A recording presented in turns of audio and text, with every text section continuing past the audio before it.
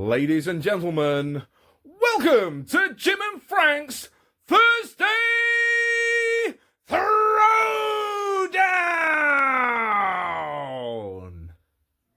All right. Now I can't have blue or red background because that would tip my hand. So let's go. All right. I'm curious how you're going to go with this one. I'm curious how you're going to go with this one because I was thinking, I think I know where Frank's going to go with this. Yep. We'll see.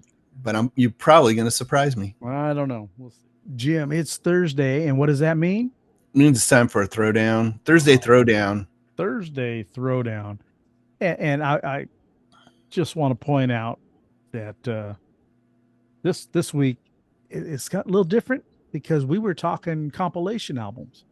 Yeah, we've never done anything like this No. before. This is brand new for us. And I laughed because you asked me, hey, do you have a favorite compilation? And I said, oh, probably Black Sabbath. We sold our soul for rock and roll. Right. What a strong record. Yeah, of course. And then somehow we got on to, well, what about the Beatles?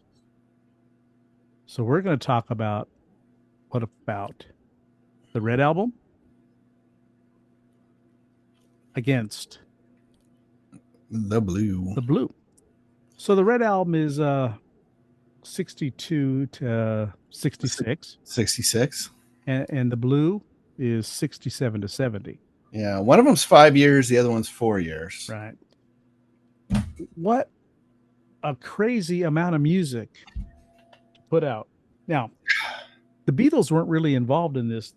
I read that the album cover from the Blue Album was actually their idea to go back to that building, but they wanted that to be on the album that would eventually be Let It Be. Oh, interesting. That was going to be their. So they already had that shot. Right. Yeah. I didn't know that. I just assumed they said, "Oh, hey, let's go back and." No, that was photo. There was a setup for the album that would become Let It Be. And, nice little tidbit there, Mr. Gatto. Yeah, thank you. Thank you, Wikipedia. Now, these albums were put together by their soon-to-be fired manager. And he decided, while he was still part of Capitol, I guess, he says, we're going to make some money off these lads.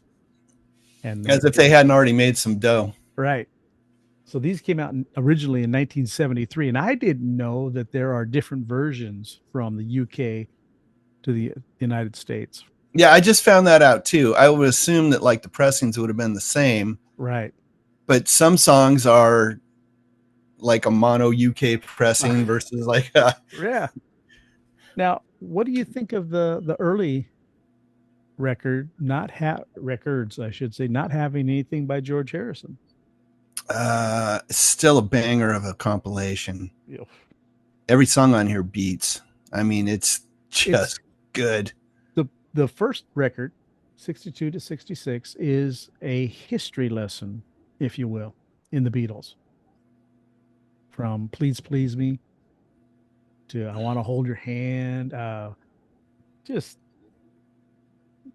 You can go on and on about the songs that we all, from Meet the Beatles. I mean, they could have just re-released first couple albums and you would have had this record. Yeah. Between the two of them, I was almost thinking like, well, if you had both of these albums, you'd have like a pretty good Beatles collection. Yeah. Oh yeah. I don't know. I don't know. Did you need much anything else? I mean, everything on here is a hit. Yes. And familiar. Not really any deep cuts because everything of the Beatles is so well known. But some like single only releases, I think, right? Yeah. Let me just go through these songs real quick and I'll just zip through them. Okay. Love Me Do. Please Please Me. I saw her standing there. Twist and Shout. From Me to You. She Loves You. I Want to Hold Your Hand. This Boy. All My Lovin'. Roll Over Beethoven. You Really Got a Hold on Me. Can't Buy Me Love. You Can't Do That. A Hard Day's Night. And I Love Her. 8 Days a Week. I Feel Fine. Ticket to Ride. And Yesterday. That's disc 1. Yeah, no, that's just the first one. And then it goes on through Help, Michelle, If I Needed Someone, Taxman. Um, and I think Taxman was added to the newer version, wasn't on the original. Here, There, and Everywhere. I mean, it goes on and on and on. Yeah, I only got the original release Okay. tunes. I picked these up on the one. Of course, the Beatles shop still making money. Um, Came out this 2023, I think it was, blue vinyl and red vinyl. Yeah, I was thinking today I really need the color vinyl versions of those. It's pretty. They're very nice. It's pretty and it just makes sense. Yeah. My involvement with the Beatles as a fan go early on to where, like, say, my mother had the records. My mother had the records and played them. And then when she finally decided that I was responsible enough with a phonograph needle, she handed them to me and said, "Go to your room and listen to these all you want." And I spent more time running down the hallway and asking her, "Is this John or is this Paul? Who's singing this song? Who's singing this song?" And ended up bringing the records back out on the phonograph player outside in the living room, and we'd sit there and discuss all the records. Man, I grew up in a Beatleless household. That's life. Is what it is. Yeah. My dad probably wasn't about that. Right. You know, those long-haired cats from Well, see, now Liverpool. on the other hand, my dad was country western. Then there was two types of music, country and western, and that was it. Yeah, both types. Right. So I got a little flavor of music from my mom. Certainly more rock and roll, evidently. Yes. And then my brother. Well, I got Creedence, interestingly. There you go. Okay. Right. American. So Creedence and country and western. Yeah. And I appreciate the country and western now way more than I did as a kid. I wasn't a lover of it. And I'm talking about the old school country western, not early country. I probably dig a little more. Mm-hmm. I'll listen to Buck Owens, Johnny Cash, Merle Haggard, any of that now. But back then it was like torture. Yeah, I wasn't much into the country, but I'll tell you what, I would watch Hee Haw every weekend when it was on. I wonder why. Roy Clark. I mean, you figure player. out later like what just a blistering guitar player that guy was, right?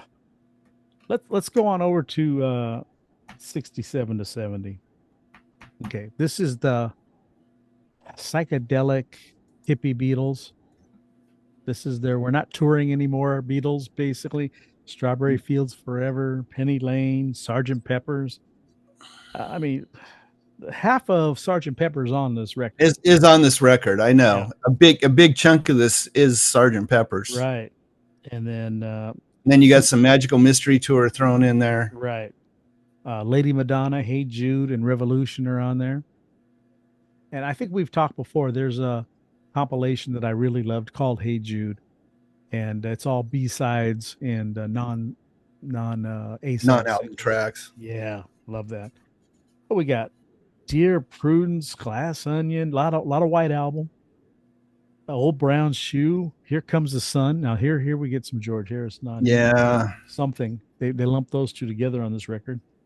Oh Darling, one of my favorite Paul McCartney songs. It's such a strong thing. Get Back with Billy Preston. So you and I cannot sit here and talk about these. We also get Octopus's Garden. Octopus's Garden. You got to get Ringo in there. Across the Universe, like you said, psychedelic Beatles. You know, I've always kind of argued that fake Paul McCartney was better than was better than the original Paul McCartney because he did so much great solo work and this and that. Yes. It's almost, it's a blessing and it's a curse what happened. Yeah. But when you look at that first album though, I mean it's what made a lot of banger tracks, and I mean they're short, concise, rock. Yeah. A little more naive, right? We're singing about I want to hold your hand. They were simpler times. Yeah. They were very, very, and again, I go back and if I listen to Meet the Beatles or the Beatles' second album or Beatles 65, even, I love those songs because the whole evolution of the Beatles is happening right before our Yeah. ears, actually. But man, when you get to the hippy dippy Beatles, I think that was more of okay. I heard this more on the radio, and we had the records already. And my aunt had Sergeant Pepper's and let me take it home, and I listened to it. And then she took me to Licorice Pizza and bought my own copy of it. And then um, I was, everything was Beatles for a while. Understandable. Yeah. And I don't understand. Even back then, there were some of our friends who weren't into the Beatles, and I'm thinking, well, maybe they were like you and were from a Beatles household, and they just didn't have it indoctrinated into them like I did. Um, Maybe so. Yeah, I don't know. I don't know that say Jerry's folks were probably big Beatles fans or Todd's folks or. Yeah, I don't know. And they were their folks were older. Their folks were older. Yeah, because Jerry and Todd were the youngest of larger families. Yeah, no Beach Boys in my household either. No. And matter of fact, you mentioned that the part of these two records coming out was a little bit of an answer to that Beach Boys compilation. Was it Endless Summer? Endless Summer, man. That is also a great compilation. Yes, it is. It's hit after hit after hit after hit. I have that on CD, and it amazes me because I wasn't a huge Beach Boys fan, but I know this song. Oh, I know this song. Every single song is just amazing. All right, so what do you prefer, Jim? Do you prefer the original introduction to the Beatles, the early Mop Top, simpler times, more innocence? Yeah, it's a little tough because some of my favorite songs are George Harrison songs, right? And they don't show up until that second record. And I much prefer fake Paul McCartney, but I think I'm going to go with the Red. I think as a package. Sorry, man. Tighter set of tunes, I think. Okay. I have to strongly disagree with you on this one and go blue. I knew you would. Yeah. I like the experimentation of the music. I like the expanding. I liked it when they decided they were just going to be a studio band and do different things from Rubber Soul Revolver and Magical Mystery Tour, Sgt. Pepper's on.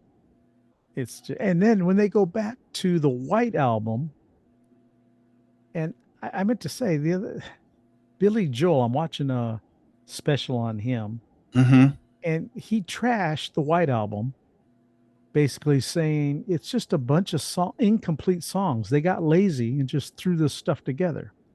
And I could not disagree with that anymore. That album is so raw and good.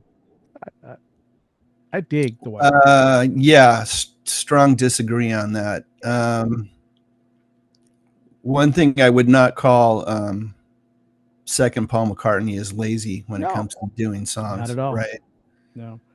I just call those songs incomplete doesn't make any sense to me. No,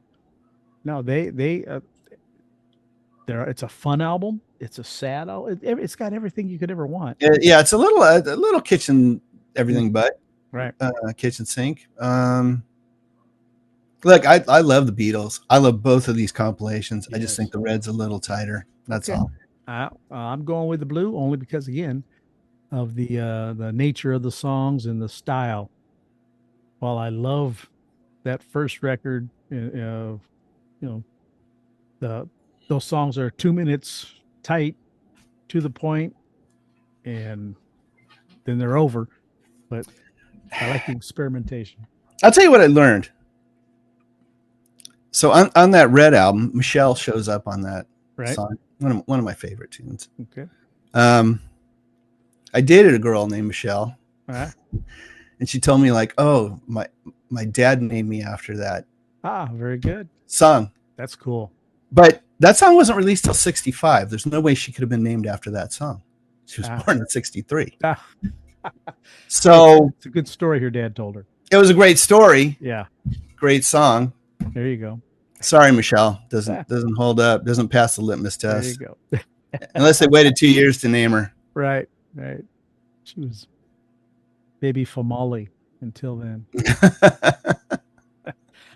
All right. So we got a split decision. A lot of love for either or. Either or. I knew you were going to go with the Blue record. Yeah. I like the hippy dippy stuff. Well, I like it too. Yeah. I know. Would you have picked different songs for that album? I think. Or do you think it's just good as it stands? Well, of course it's great as it stands, but like I said, when you throw in, because I think, you get into some of the later stuff, I really enjoy their B-side music. The songs that are on Past Masters. Oh, okay. I like their non-single music too. And because they did get back to just being a rock band. Yeah, they probably did stick more with the singles on these. So that's where it seems where it comes from. And so the you guys know on the newer versions, they add the newer the AI songs that they recorded and all that kind of here and now and all that. We don't need that. That's not Beatles. I still like the song. I like it. I just don't think it belongs on this record. You charge me $40 for a record or whatever, Yeah, no. I get what you're saying. Not to include it for sure. Right. Oh well. Okay. What about our listeners? Beatles, 62 to 67. Red or 66. blue? Yeah. Which are you taking? Where are you going? Let us know. All right, Jim. Leave a comment. All right, brother. See you next Tuesday. Yeah. All right.